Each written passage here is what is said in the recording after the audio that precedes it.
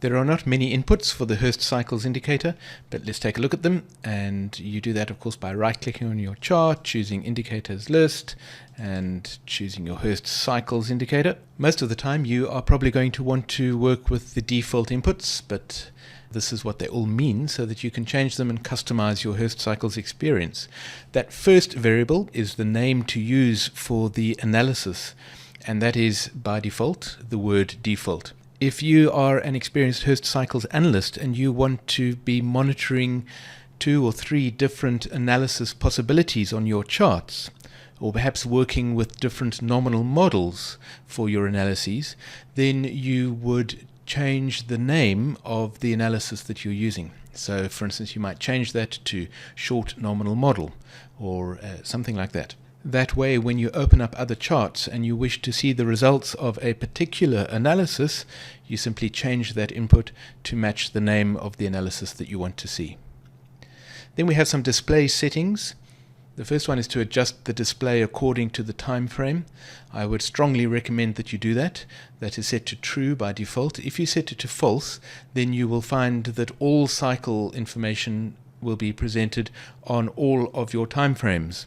So when you're looking at a 1-minute chart, you will see, for instance, the cycle markers for the 18-year cycles, if there happens to be an 18-year cycle within range of your 1-minute chart. So, that is really going to clutter your charts. I wouldn't recommend that you do that. The next input is to display the label with the analysis information. That's that label at the top left of your chart. If you don't want to see that label, then you simply change that to false. The next setting is a solid background for the wavelength labels, and it says there to set that to false for printing. The reason for that is that you want to be able to read your wavelength labels, and so the indicator puts a solid background behind them so that circles and whiskers and things like that don't confuse the issue, and you're able to read those wavelengths nice and clearly. If you're going to be printing your charts out, then you just need to change that setting to false, otherwise you end up with big black boxes on your printouts. The next setting is the diamond size. The default diamond size will work for most monitors and most systems, but if you have particularly high resolution monitors or perhaps particularly low resolution monitors, then you might want to change your diamond size to make your diamonds easier to see. You can play around with that. There are 3 settings: small, normal, and large, and you can see the default is normal, so that's the number 2. You can change that number to 1 and you can see some small diamonds, 3 and you will see some big diamonds. The next one is the diamond spacing, when those diamonds are stacked up on top of each other. Again, there are 3 possible settings. You can have the diamond spacing to be small, normal, or large, 1, 2, or 3. The default is normal. If you are looking at a chart and you're seeing your diamonds with big gaps between them, then you probably want to reduce your diamond spacing and make them small.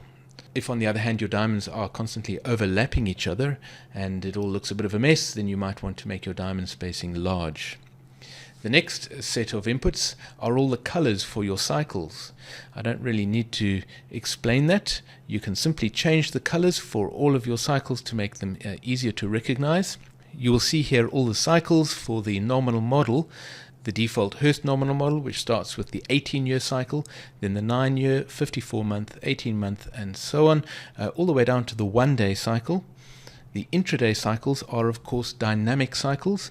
There is a separate video which explains the concept of the dynamic intraday cycles, and there are 3 of them, and there are the colors for those 3 cycles.